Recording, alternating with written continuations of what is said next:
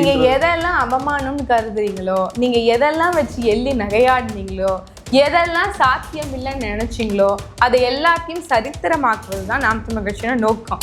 சும்மா புரட்சிகர அரசியல் சிந்தனை அப்படின்னு நாங்கள் வாய்மொழிகளை சொல்லலைங்க. ரெவல்யூஷனரி பாலிடிக்ஸை நம்ம முன்னெடுக்கிறோம் அப்படிங்கும் போது அதற்கு ஒரு எக்ஸாம்பிளாக இருக்கணும்ல.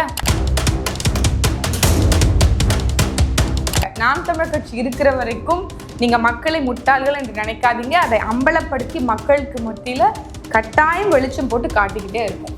ஸோ இந்த மாதிரியான அரசியல் செய்பவர்களுக்கும் தூய உள்ளம் படைத்து மக்களுக்கான கள அரசியலில் இறங்கி போராட்டம் செய்பவர்களுக்கும் நீங்கள் அச்சுறுத்துவீங்க, என்ன சொல்றீங்க, சிறை கொடுப்பீங்க அப்படின்னா தோல்வியுறுவது மக்களாகிய நாங்கள் கிடையாது. நடிச்சிட்டு இருக்கக்கூடிய அரசியல்வாதியாக இருக்கக்கூடிய நீங்க தான் அப்படிங்கிறது தான் நம்ம விளங்கிக்கணும். ஏற்கனவே நீதிமன்றத்தினுடைய ஆணை இருக்கும்போது தமிழ்ல தான் குடமுழுக்கு செய்யணும், தமிழ்ல குடமுழுக்கு செய்யுங்கிற ஆணை இருக்கும்போது ஏன் செய்யலை அப்படிங்கிறது தான்.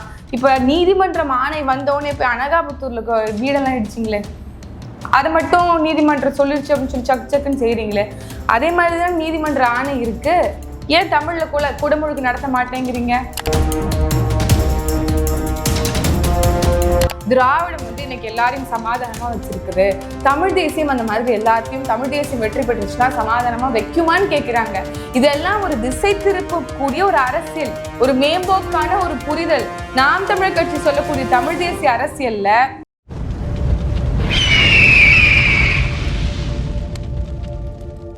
அரசியல்களுடைய நேயர்களுக்கு வணக்கம். இன்று நம்மோது இணையம் சிறப்பு விருந்தினர் நாம் தமிழர் கட்சியின் இளைஞர் பாசறை மாநில ஒருங்கிணைப்பாளர் ஃபாத்திமா ஃபர்கானா அவர்கள். வணக்கம் மேடம். வணக்கம் மேம். தொடர்ச்சியாக பல போராட்டங்களை களத்தில் பண்ணி அதுக்கான வெற்றியை சம்பாரிச்சிட்டு வரீங்க நாம் தமிழர்.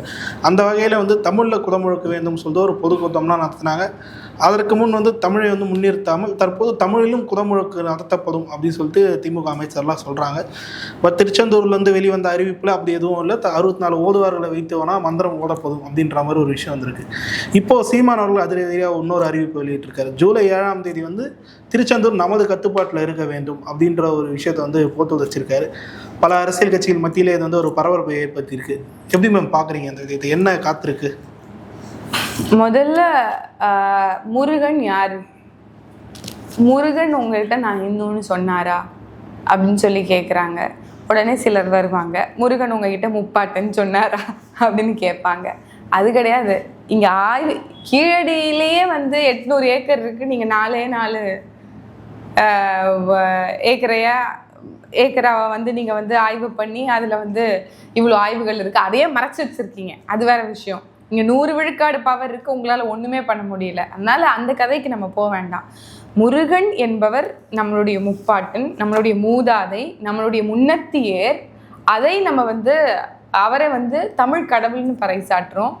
ஏன் அப்படின்னா எங்களுடைய முன்னோடி தமிழில் தான் பேசியிருக்கணும், தமிழில் தான் அவர் இருந்திருக்கணும் அப்படிங்கிறதெல்லாம் உணர்த்தக்கூடிய ஆய்வுகளை செய்யும் போது நம்ம பின்னோக்கி படிக்கும்போது நமக்கு புரிய வருது. ஆனால் இன்னைக்கு இருக்கிறவங்க, குறிப்பாக பாஜக முருகனை கையில் எடுக்குது அப்படிங்கும் போது ஆன்மீக ரீதியாக அவங்க கையில் எடுக்கிறாங்க. அவங்களுடைய நோக்கம் வேற இருக்கு. நாம் தமிழர் கட்சிக்கும் பாஜகவுக்கும் மலைக்கும் மடுவுக்குமான வேறுபாடுகள் இருக்குங்கிறத ஒரே சின்ன உதாரணத்தில் நான் சொல்கிறேன். அவங்க ஒரு நாடு, ஒரு தேர்தல், ஒரு ரேஷன், ஒரு மதம், ஒரே ஒரு நாடுன்னு இருக்கணும் அப்படிங்கிறத விரும்புது.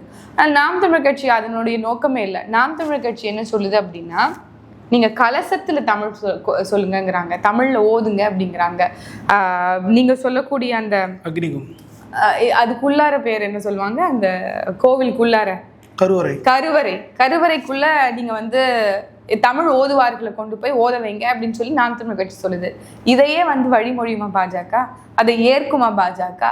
சும்மா மேம்போக்கா மற்ற அரசியல் கட்சிகள் பாஜகவை போன்று நாத்தாக்கா பேசுது, நாத்தாக்காவை போன்று பாஜகவை பேசுது அப்படிங்கிறது அரசியல் காரணங்களுக்காக அப்படிங்கிறத இங்கதான் நீங்க புரிந்து கொள்ளணும். எங்களுடைய பண்பாட்டு மீட்சியாக நாம இந்த வேலையை பார்க்குறோம். குறிப்பாக முன்னாடியிலேருந்து இங்கே தமிழ்லாம் இருந்திருக்கு. ஆனால் ஆரிய வருகைக்கு பிறகு தமிழ் அழிக்கப்பட்டு இன்னைக்கு சமஸ்கிருத மயமாக்கப்பட்டு முழுக்க பிராமணியத்துவமாக மாற்றி அமைக்கப்பட்டிருக்கு. ஆனால் இது கிடையாது நம்மளுடைய ஒரிஜினாலிட்டி. நம்மளுடைய முழுமையான விஷயம் என்பது தமிழில் தான் ஓதிருக்காங்க, தமிழில் தான் பாடியிருக்கிறாங்க, தமிழில் தான் கும்பிட்டு இருக்கிறாங்க அப்படிங்கிறதெல்லாம் இருக்குது அப்படிங்கிறது திருப்பி நம்ம வந்து ஞாபகப்படுத்த வேண்டிய அவசியமாக இருக்குது. ஏன் கர்நாடகத்துலேயோ கேரளாலேயோ இல்லை வந்து ஆந்திராவிலேயோ இதே மாதிரி உங்களால் சொல்ல முடியுமா? இங்கே மரியாதைக்குரிய சேகர் பாபு அவர்கள் என்ன சொல்கிறாங்க, தமிழிலும் ஓதப்படும் சொல்கிறாங்க. அது எவ்வளவு பெரிய அவமானகரமான செயல். இதை நீங்கள் கர்நாடகாலேயோ கேரளாலேயோ ஆந்திராலேயோ சொல்ல முடியுமாங்கிற கேள்விக்கு அவங்க கிட்ட பதில் இல்லை. அப்போது இந்த மாதிரியான வினைகள் வரும்போது நம்ம வந்து எதிர்வினை ஆற்றத்தானே செய்யணும். நாங்கள் தமிழில் ஓதவே நீதிமன்றத்தினுடைய தீர்ப்பு இருக்குங்க. நீதிமன்றத்துடைய தீர்ப்பு என்ன இருக்குது? தமிழில் குடமுழுக்கு நடத்தணும்னு இருக்குது. 12 வருஷத்துக்கு ஒரு முறை நடத்துறீங்க. அதை என்னுடைய தாய்மொழியில் நடத்தாமல் நீ எப்படி சமஸ்கிருதத்தில் நடத்தலான்னு கேட்குறீங்க. வெறும் 22,000 பேர் 30,000 பேர் இருக்க என்ன சொல்கிறது பயன்படுத்தக்கூடிய மொழியான சமஸ்கிருதத்தை நீங்கள் 8 கோடி மக்கள் கும்பிடக்கூடிய கடவுளுக்கு எப்படி நீங்கள் வந்து ஓதுவீங்க அப்படிங்கிற தார்மீகமான ஒரு கேள்விக்கு தமிழ் எங்களுடைய உரிமை மொழி, உயிர் மொழி அப்படின்னு சொல்கிறோம். அப்போ நாங்கள் இதை பற்றி பேசலை அப்படின்னா வேறு யார் பேசுவா? கட்டாயம் இங்கே இருக்கக்கூடிய ஆட்சியாளர்கள் பேச மாட்டாங்க அப்படிங்கிறது தான் நேற்றைய 2 அண்மை காலங்களாக அவங்களுடைய வாயிலிருந்து உதிரக்கூடிய முத்துக்கள் மூலமாக நமக்கு வந்து தெரியுது. அப்போது ஏற்கனவே வந்து நீதிமன்றத்தினுடைய ஆணை இருக்கும்போது தமிழில் தான் குடமுழுக்கு செய்யணும், தமிழில் குடமுழுக்கு செய்யுங்கிற ஆணை இருக்கும்போது ஏன் செய்யலை அப்படிங்கிறது தான். இப்போ நீதிமன்றம் ஆணை வந்தோடனே போய் அனகாபுத்தூர்ல வீடெல்லாம் இடிச்சிங்களே, அதை மட்டும் நீதிமன்றம் சொல்லிருச்சு அப்படின்னு சொல்லி சக் சக்குன்னு செய்கிறீங்களே, அதே மாதிரி தான் நீதிமன்ற ஆணை இருக்கு. ஏன் தமிழில் குடமுழுக்கு நடத்த மாட்டேங்கிறீங்க? நடத்த மாட்டேன்னு சொல்லலை, தமிழிலும் நடத்தப்படும்னு சொல்றீங்க. அது குடமுழுக்கு அவர் சொல்கிற குடமுழுக்கு நடத்தப்படும்னு அஃபிஷியலாக எந்த ஒரு நியூஸும் குடமுழுக்கு தமிழ் நடத்தப்படும்னு வரல. ஐயா கலைஞர் கருணாநிதி அவர்கள் என்ன சொல்றாரு? அனைத்து சாதியினரும் அர்ச்சகராகலாம், நீங்க தான் சாதி ஒழிப்பு சமூக நீதினு பேசிட்டு வந்தீங்க. அதே விதி தானே இப்ப இதுலயும் பொருந்தணும். முதல்ல அன்னை தமிழில் அர்ச்சனை செய்யப்படும்ங்கிறது தான் நீங்க முன்மொழிந்திருக்கணும். அதே விதியை கொண்டு இதுலயும் பொறுத்து இருக்கணும். அது அரசியல்வாதிகள் பார்த்துக்கொள்ளக்கூடாது, அறநிலையத்துறை பார்த்துக்கொள்ளும். அது வந்து பூசாரிகள், அதாவது அந்த கடவுளுக்கு இது செய்யக்கூடியவங்க, அவங்க பூசாரிகள் பார்த்துக்கொள்வாங்கன்னு சொல்றதுக்கு கொஞ்சம் கூட வாய் கூசலையான்னு கேட்க தோணுது. அதே விதி அந்த அனைத்து சாதியினரும் அர்ச்சகராகலாம்ல பொருந்தும்ல சகோதரர்? உங்க உளச்சான்றோட சொல்லுங்க, பொருந்தும்ல அதுலயும். அப்ப உங்களுக்கு வந்தா ரத்தம், எங்களுக்கு வந்தா தக்காளி சட்னி. எப்போதும் ஒரு அரசியல் காரணங்களுக்காக உங்களுடைய ஸ்டேட்மெண்ட்ஸை வெளியிடதை பார்க்கும்போது நீங்கள் அரசியல் நாடகம் நடத்தக்கூடியவர்கள் அப்படிங்கிறது தான் நம்ம சொல்லுவோம். எப்பவுமே சொல்லுவாங்க எங்களுடைய தலைமுறையினர் பல சீமான் அவர்கள், நாடக கம்பெனி நடத்துது அப்படின்னு சொல்லிட்டு. அதுல கொஞ்சம் கூட சளைக்காமல் இவர்கள் செய்யக்கூடிய செயல்கள் வந்து நமக்கு வந்து மெய்யாக்குது, அதை உண்மையாக்குது. ஏன் ஃபாத்திமா ஃபர்ஹானா வந்து திருச்செந்தூர் முருகன் கோயிலில் தமிழில் நடத்துங்கன்னு சொல்லணும், உங்களுடைய பள்ளிவாசல்களில் தமிழில் நடக்குது அப்படின்னு நீங்கள் கேட்கலாம். எங்களுடைய மார்க்கம் எங்களுக்கு என்ன சொல்லுது? உன்னுடைய இறைக்கு எந்த மொழி புரியுமோ அந்த மொழியில் பேசுன்னு சொல்லுது. அதைத்தான் வலியுறுத்துது. என்னுடைய தாய்மாமன் சீமான் அவர்கள் சொல்லுவது போல பாங்கோசை மட்டும்தான் அரபியில். நீங்கள் போயிட்டு வெள்ளிக்கிழமை அந்த குத்துபான்ட்டு அந்த ஒரு சொற்பொழிவு பண்ணுவாங்கல்ல, நீங்கள் கேட்டு பாருங்க, தமிழில் தான் ஓதுவாங்க, தமிழில் தான் சொற்பொழிவாற்றுவாங்க. இறைக்கிட்டையும் நீங்க தமிழ்ல தான் பாடணும். அப்பதான் உங்களுக்கு நெருக்கமான மொழியில் பேசுங்க. இறைவனுக்கு வந்து மொழி இருக்கா? இல்ல. உங்களுக்கு என்ன அவனோட நீங்க பேசுறதுக்கு ஒரு தொடர்பு கொள்வதற்கு உங்களுக்கு தெரிந்த மொழி. ஏன் வாயே பேசாதவங்க இறைவனோட பேசலையா? அதனால நீங்க வந்து உடனே நீங்க ஏன் அதுக்கு தமிழ்ல தான், தமிழ்நாட்டுல தமிழ் தான் முதல்ல. தமிழ் என்பது அடிப்படை உரிமை, என்னுடைய உயிர் மொழி. தமிழிலிருந்து தான் மற்ற எல்லாமே. முதல்ல மொழி, அப்புறம் தான் இனம். இதை முதல்ல புரிந்து கொள்ளணும். இது தமிழ்நாடு தானே, தமிழர்களுக்கான நாடு தானே. இதே மாதிரி மனநிலை, அதாவது எல்லாருக்குமான நாடு, எல்லாரும் ஒற்றுமையா இருக்கணும் அப்படிங்கிறது தான் தமிழ் தேசியமும் விரும்புது. உண்மையாகவே சில பேர் ரொம்ப அறிவிலித்தனமாக பேசிட்டு இருக்குது என்ன தெரியுமா? திராவிடம் வந்து இன்னைக்கு எல்லாரையும் சமாதானமா வச்சிருக்குது, தமிழ் தேசியம் அந்த மாதிரி எல்லாத்தையும் தமிழ் தேசியம் வெற்றி பெற்றுச்சுன்னா சமாதானமா வைக்குமான்னு கேட்கிறாங்க. இதெல்லாம் ஒரு திசை திருப்பக்கூடிய ஒரு அரசியல், ஒரு மேம்போக்கான ஒரு புரிதல். நாம் தமிழர் கட்சி சொல்லக்கூடிய தமிழ் தேசிய அரசியல்ல அனைத்து உயிர்களுக்குமான அரசியல் பேசுறவங்க, எலி பாம்பு பூச்சி பள்ளி வாய் இல்லாத உயிரினங்களுக்குமான அரசியல் பேசுறோம். அது இல்லாம நம்ம இல்லைன்னு சொல்றோம். புலி இல்லாம நமக்கு நீர் தேவை இங்க பூர்த்தி செய்யப்படாதுங்கிற ஒரு அறிவியல் நம்ம மேடையில பேசுறோம். எறும்பு எவ்வளவு அவசியம்னு பேசுறோம். இதெல்லாம் பேசக்கூடிய நாம் தமிழர் கட்சி எப்படி வேறு மொழி பேசுபவர்களையோ வேறு இனத்தவரையோ பகைத்துட்டு இந்த தமிழ்நாட்டில் இருக்க முடியும்? ஆனால் தமிழர்களுக்கு முன்னுரிமையை கொடுங்க அப்படிங்கிற எங்களுடைய தார்மீக உரிமையை கேட்பது தவறா? கர்நாடகத்திலயோ கேரளாவிலையோ அவங்களுடைய உரிமையை தாண்டி மற்றவங்களுக்கு முன்னுரிமை கொடுத்துருவாங்களா? இங்க மட்டும் ஏன் அப்ப அந்த வேற்றுமை? ஏன்னா இங்க ஆளக்கூடியவர்கள் தமிழராக இல்லை, ஆண்டவர்களும் தமிழர்களாக ஆளல அப்படிங்கறத நம்ம சொல்றோம். இதை புரிந்து கொள்வார்கள் மக்கள். எல்லாரும் வாங்க வாழலாம், ஆனா சற்று முன்னால நின்று நாங்க தான் வழி நடத்துவோம்னு சொல்றதுல என்ன தவறு இருக்கு? இது வரைக்கும் அந்த மாதிரி இல்லாதனாலதான் எங்களுடைய பல உரிமைகள் பறி போயிருக்கு. அதுல கச்சத்தீவா இருக்கட்டும், முல்லை பெரியாரா இருக்கட்டும், காவிரி நதிநீர் சிக்கல்களாக இருக்கட்டும், இப்படி எண்ணற்ற பிரச்சனை ஒன்றும் இல்லை. நீங்க இன்றைக்கு இருக்கக்கூடிய ஆட்சியாளர்கள் மரியாதைக்குரிய ஐயா ஸ்டாலின் அவர்களுடைய வீட்டு பிரச்சனை எத்தனை விஷயம் தீர்ந்திருக்குன்னு சொல்லுங்க. ஒண்ணுமே இல்லை. ஐயா கருணாநிதி அவர்கள் இறந்ததுக்கு பிறகு மறுநாள் அவங்களுக்கு இடம் கிடைச்சிச்சா இல்லையா? ஒரு நாள் நைட்ல கிடைச்சதா இல்லையா? கோர்ட்ல வாதாடி அவங்களால பெற முடிஞ்சுதா இல்லையா? ஆனா ஏன் கச்சத்தீவு பிரச்சனை இன்னைக்கு வரைக்கும் நீடிக்குது? ஏன் காவிரி நதிநீர் பிரச்சனை இன்னைக்கு வரைக்கும் நீடிக்குது? ஏன் பரந்தூர் விமான நிலைய பிரச்சனை இன்னைக்கு வரைக்கும் நீடிக்குது? மக்களுடைய பிரச்சனை அப்படின்னா நாட்களாக ஆண்டுகளாக நீடித்துக்கிட்டே போகும், அதற்கு தீர்வே இருக்காது. ஆனால் சொந்த பிரச்சனை வீட்டு பிரச்சனை அப்படின்னா ஒரே நாள் நைட்லயே அவங்களால சரி செய்து கொள்ள முடியும். இது அவர்களுக்கும் ஆரியத்துக்கும் இருக்கிற உடன்படிக்கை. நம்மளுடைய தாத்தா முன்னாடி சொல்லிட்டு போனதுதான், ஆரியமும் திராவிடமும் ஒரு நாள் சங்கமிக்கும். அது இன்னைக்கு நடக்குது. அது நடக்குது, நமக்கு தெரியலன்னு நினைச்சுக்கிட்டு இருக்காங்க. நாம் தமிழர் கட்சி இருக்கிற வரைக்கும் நீங்க மக்களை முட்டாள்கள் என்று நினைக்காதீங்க. அதை அம்பலப்படுத்தி மக்களுக்கு மத்தியில கட்டாயம் வெளிச்சம் போட்டு காட்டிக்கிட்டே இருப்போம். குறிப்பாக இப்போது சீமானவர்கள் இந்த மாதிரி ஒரு பிரசித்தி பெற்ற கோயிலில் இந்த மாதிரி குடமுழுக்கு நடத்தும் போது அதை தடுக்க முயற்சித்தாவோ இல்லை எதனா போராட்டத்தை கையெழுத்தா நிச்சயம் கைது செய்யப்பட வாய்ப்பு இருக்குது அப்படின்ற மாதிரி விமர்சனங்கள்லாம் வெளியே. தடை அதை உடை, சிறை இல்லைன்னு வச்சுக்கோங்களேன், வழக்கு இல்லைன்னா விடியாது கிழக்கு அப்படிங்கிறாரு. சிறை அதை எங்களை செதுக்கும்னு சொல்றாரு. சிறையை விட எனக்கு ஒரு சிறந்த ஒரு இடமே கிடையாதுங்கிறாரு. எத்தனை ஊடக சந்திப்புகள்ல பேசியிருக்கிறாருன்னு உங்களுக்கு தெரியும். சிறையில நான் நிம்மதியா புத்தகம் படிக்கலாங்கிறாரு. அதுக்கெல்லாம் பயப்படக்கூடிய ஆளா? நாங்க என்ன கஞ்சா புழக்கத்தை கட்டுக்கடங்காம வித்துக்கிட்டு இருக்கோமா? அதை நாம என்ன சொல்றது ஊக்குவிச்சுட்டு இருக்கோமா? அதை அரசு செய்யுது. அரசால கட்டுப்படுத்த முடியும், இருந்தாலும் அதனால அது கட்டுப்படுத்தாம இருக்கு. கள்ளச்சாராயம் வித்துக்கிட்டு இருக்கிறோமா? கள்ளச்சாராயம் குடிச்சு செத்தவங்களுக்கு 10 லட்சம் கொடுத்துக்கிட்டு இருக்கிறோமா? இங்க டாஸ்மாக் மதுபானத்தை வித்துக்கிட்டு இருக்கோமா? இலக்கு வச்சு 50,000 கோடிக்கு வருமானம் வரணும்னு சொல்லிட்டு இருக்கோமா? இல்ல ரீட்டைல் டாஸ்மாக் மதுபான கடைகள்ல விற்பனை குறைஞ்சிச்சுன்னா சஸ்பெண்ட் பண்ணிக்கிட்டு இருக்கோமா? இந்த மாதிரி கேவலமான சீர்கெட்ட அரசியலை நாங்க செய்துக்கிட்டு இருக்கோமா? அதனால சிறை சென்றோமா? அதனால சிறை செல்றதுக்காக எங்களை அச்சுறுத்துறீங்களா? இல்லையே. மக்களுடைய பிரச்சனையை பேசுறோம், மக்களுடைய பிரச்சனையை எழுதுறோம். ஆனா எங்களுக்கு நீங்க சிறை போடுவீங்க, குண்டர் சட்டம் பாய்ச்சுவீங்க. எதற்கு முதல்ல குண்டர் சட்டம் உருவாக்கப்பட்டதுன்னு நினைக்கிறீங்க? குண்டாஸ் ஆக்ட். குண்டர்கள், ரவுடிகள், கொள்ளை செய்யக்கூடியவர்கள், அவங்க மேல பாய்ச்சப்பட வேண்டிய வழக்க ட்விட்டர்ல முதலமைச்சர் ஸ்டாலின் அவர்களை பத்தி குறை சொல்லிட்டான்னு சொல்லிட்டு அவன் மேல குண்டாஸ் ஆக்ட போடுறீங்க. தனிப்படை அமைத்து நடுராத்திரியில பிடிக்கிறீங்க. எதற்காக? எந்த சட்டத்திற்காக எது பயன்படுத்தப்படுது? சட்டம் எதற்காக பயன்படுத்தப்படுது? சரியான முறையில முதல்ல நீங்க சட்டத்தை அணுகுறீங்களா? உங்களை அதனால உங்கள் மேல நம்ம வழக்கு போடலாம்ல. நீங்க எவ்வளவு வாக்குறுதிகள் கொடுத்துருக்கீங்க மக்களுக்கு ஒவ்வொரு தேர்தலையும். 2021, 2024 எத்தனை முறை என்னென்ன எத்தனையோ வாக்குறுதிகள். பெட்ரோல் விலையம் குறையும் நீங்க, பால் விலை குறையும் நீங்க, எலக்ட்ரிசிட்டி பில் விலை குறையும் நீங்க. இது எல்லாமே சரி செஞ்சிருக்கீங்களா? உங்க மேல மக்கள் வழக்கு போடலாம்ல.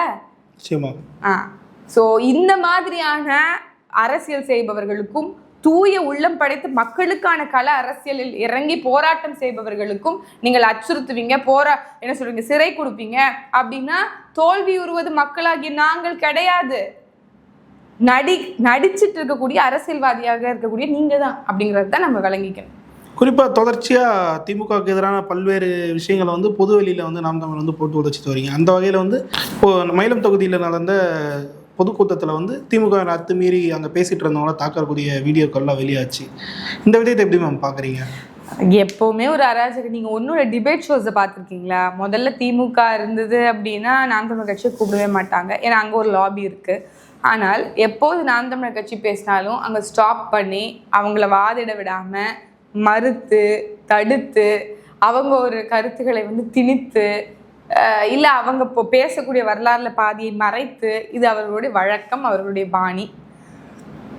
அது நார்மலாக ஒரு டெக்கோரம் ஆரம்பிக்க ஒரு ஊடகத்தின் வாயிலாகவே செய்யும்போது பொது இடங்கள்ல அவங்க வந்து தேர்ந்த கட்சி தானே. இந்த மாதிரி பல அடிதடிகள், இந்த மாதிரி பல வன்முறைகள், இந்த மாதிரி பல சம்பவங்கள் செய்து வளர்ந்த கட்சி தான் திராவிட முன்னேற்ற கழகம். அதனால இது ஒன்றும் வியப்புக்குரியதில்லை. ஆனால் நாங்கள் ஆரம்பிக்கவர்கள் அதை எப்படி வந்து கையாளணுமோ அதை கட்டாயம் கையாளுவோம். குறிப்பாக இப்போ பொது வெளியில் இந்த மாதிரி தாக்குறாங்க. நாங்கள் வந்து ஜனநாயகபூர்வமான கட்சி, நாங்கள் எங்களுக்கு வந்து எல்லாத்துக்குமான உரிமையில் எல்லாருக்குமே தரப்படுது, எல்லா வித 1 லட்சத்துக்கும் மேற்பட்ட போராட்டங்களுக்கு வந்து அனுமதி வழங்கியிருக்கோம் அப்படின்லாம் வந்து சொல்கிறாங்க. பட் ஒரு விமர்சனத்தை அவங்க மீது வைக்கும்போது அதை ஏற்றுக்க கூட மனம் இல்லாமல் இந்த மாதிரி ரொம்பவே கீழறங்கி எதிர்கட்சியை தாக்குறாங்க. என்ன ஜனநாயக மிக்க கட்சி? ஒரு வயதான அம்மா, அவங்களுக்கு என்ன கவலையோ இந்த ஆட்சியின்பால்?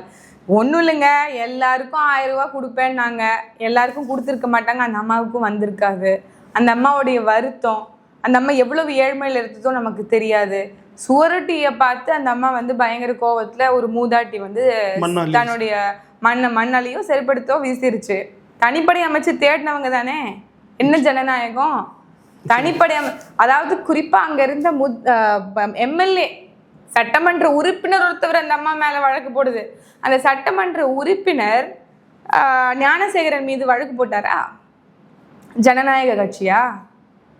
அந்த சட்டமன்ற உறுப்பினர் அண்ணா பல்கலைக்கழக மாணவிக்கு நடந்த இன்னல் இருக்குல்ல, அந்த மாதிரி பொள்ளாச்சி மாணவிக்கு நடந்த இன்னல் இருக்குல்ல, அந்த மாதிரி அண்ணா நகரில் ஒரு சிறுமிக்கு நடந்த இன்னல் இருக்குல்ல, இந்த மாதிரி ஏதாவது ஒரு சிக்கலுக்கு போய் அந்த சட்டமன்ற உறுப்பினர் போய் வழக்கு போட்டு அதற்கு தீர்வு கண்டு வந்தாரா? இதில் ஜனநாயகம் இருக்கா? என்ன நாடு இது? எவ்வளவு அழகான ஜனநாயகம் மிக்க மாநிலம் இது. நம்ம தான் மெச்சிக்கிறோம். இல்லை, தங்களை எதிர்த்து யாருமே பேசக்கூடாது அப்படின்ற ஒரு, அது சர்வாதிகார போக்கு, அது கொடுங்கோன்மை. கொடுங்கோன்மை ஹிட்லரே பரவாயில்லைங்கிறோம் இன்னைக்கு இருக்கக்கூடிய திராவிட ஆட்சிக்கு. இது மறைத்து, நமக்கு இருக்கக்கூடிய வரலாறை மறைத்து, நமக்கு இருக்கக்கூடிய உரிமைகளை மறுத்து ஒரு ஆட்சி அதிகாரத்தை செய்து கொண்டது. ஏன்னா எங்களுக்கு இருக்கக்கூடிய பிரச்சனையே அவ்வளோங்க. உங்களால் நான் வந்து நிம்மதியாக வந்து என்னால் காலைல எழுந்து மாலை தூங்குறது வரைக்கும் எனக்கு பிரச்சனையே இல்லைன்னு சொல்ல முடியுமா? ஒரு மாதம் தொடங்கிருச்சு அப்படின்னா என்னுடைய கரண்ட் பில் எப்படி கட்டுறது, என் இஎம்ஐ எப்படி கட்டுறது, என் பிள்ளைங்களுக்கு எப்படி கல்வி கட்டணத்தை கட்டுறது, என்னுடைய இந்த டெய்லி செலவை, அன்றாட செலவுகளை எப்படி பார்ப்பது, எவ்வளவு பிரச்சனைகள் நமக்குள்ள ஓடுது. இதெல்லாம் இருக்கும்போது இங்கே பொதுவாக இருக்கக்கூடிய பிரச்சனையை பற்றி நீ கவலைப்படுவீங்களா? சாலை சரியா இல்லைன்னா கவலைப்படுவீங்களா? தெருவிளக்கு சரியா இல்லைன்னா கவலைப்படுவீங்களா? ஏன் பிரச்சனையே என் தலைக்கு மேல இருக்கு இந்த இன்னல். ஆனா நீங்க ஒரு விஷயத்த பார்க்கணும். இங்க என்ன அப்படின்னா, எல்லோரும் ஒரே வரியைத்தான் செலுத்துகிறோம். அது அம்பானியின் மனைவியாக இருந்தாலும் சரி, இல்லை என்னுடைய அடுத்த வீட்டு அம்மாவா இருந்தாலும் சரி, எல்லோரும் ஒரே வரியை செலுத்துறோம். சரி, ஒன்றும் வேண்டாம், நான் இன்னொரு கேள்வியை கூட கேட்குறேன். ஏர்போர்ட்டை எத்தனை பேர் பயன்படுத்துகிறோம்? சொற்பமான நபர்கள். ரயில்வே ஸ்டேஷனை எவ்வளோ பேர் பயன்படுத்துகிறோம்? பல லட்சக்கணக்கில். ஆனால் ஏர்போர்ட்ல இருக்கக்கூடிய வசதி ரயில்வே ஸ்டேஷன்ல இருக்கா? இல்ல. ஆனா வரி எல்லா மக்களும் செலுத்துறோம்ல. ஏன் அவங்களுக்கு ஒரு வாய்ப்பு, இவங்களுக்கு ஒரு வாய்ப்பு? எல்லாரும் ஏன் சமநிலையில இங்க பார்க்கப்படல? ஏன் எல்லாருக்குமான சலுகைகளும் வாய்ப்புகளும் சரியா சீரா இல்ல? Rich gets richer, poor gets poorer. இங்க பல கோடி மக்கள் வாழ்றோம். ஆனா அந்த வெறும் சொற்ப மக்கள் நல்லா வாழ்றதுக்கு தான் மீது எல்லா மக்களும் உழைக்கிறோம் அப்படிங்கிறத நீங்க புரிஞ்சுக்கணும். 90 விழுக்காடு மக்கள் வந்து உழைக்கிறோம், 10 விழுக்காடு மக்கள் சுகமாக வாழ்வதற்கு. குறிப்பாக இந்த மாதிரியான ஊழல் பொழிந்த, ஊழல் செழித்த அரசியல்வாதிகள் செழிப்பாக வாழ்வதற்கு எல்லா மக்களும் அவதிப்படுறோம். ஸோ இந்த இம்பாரிட்டிஸ் எல்லாம் இன்னைக்கு நாளைக்கு வந்து களையப்படக்கூடிய விஷயம் இல்லை. அது வந்து அப்படியே போய்கிட்டே இருக்கும். நல்ல ஆட்சியாளன் அமர்ந்துட்டா எல்லாமே சுக்குநீராக மாறிடும் அப்படிங்கிறது தான் நம்ம புரிந்துக்க வேண்டியதாக இருக்குது. இதை தொடர்ந்து இப்போது ஆடு மாடுகளுக்கான நான் ஒரு மாநாடு போடுறேன் அப்படின்னும் போது அது வந்து நாம் தமிழர் கட்சின்னு என்ன இப்படி ஒரு மாநாடு வந்து கேள்விப்பட்டதே இல்லையே, இதை எப்படி போட போறாரு? நீங்கள் எதெல்லாம் அவமானம்னு கருதுறீங்களோ, நீங்கள் எதெல்லாம் வச்சு எள்ளி நகையாடுனீங்களோ, எதெல்லாம் சாத்தியம் இல்லைன்னு நினைச்சிங்களோ அதை எல்லாத்தையும் சரித்திரமாக்குவது தான் நாம் தமிழர் கட்சியோட நோக்கம்.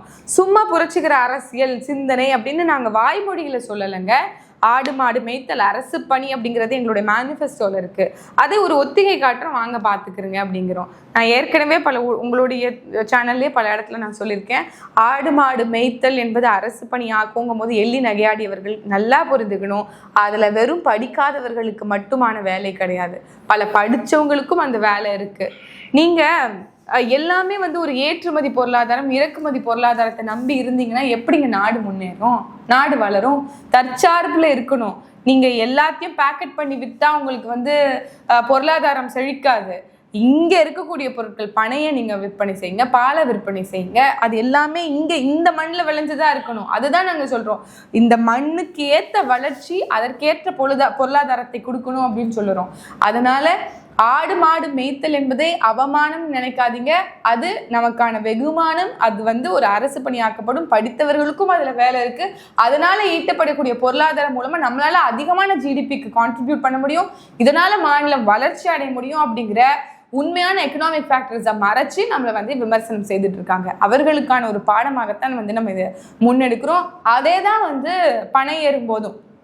பனைமரம் ஏறும் போதும் நம்ம அதைத்தான் சொல்றோம். நீங்க பனைமரம் ஏறிட்டார் சாதி சமூகம் விஷம் என்னென்ன விமர்சனங்கள் முன்வைக்க முடியுமோ எல்லாத்தையும் வச்சுட்டீங்க. ஆனா அது எல்லா தடையும் மீறி நாங்க ஒரு புரட்சியை, அதற்கான இன்னைக்கு எவ்வளவு தரவுகள் முன்னாடி எடுத்து போடுறாங்க, நமக்கு முன்னாடி நம்மளால பார்க்க முடியல. எவ்வளவு ஹெல்த் பெனிஃபிட்ஸ் இருக்கு, அதை சார்ந்த பொருளாதாரத்தின் பால் நமக்கு வரக்கூடிய நன்மைகள் எவ்வளோ அப்படிங்கிறத பலரும் எடுத்துட்டு போட்டாங்க.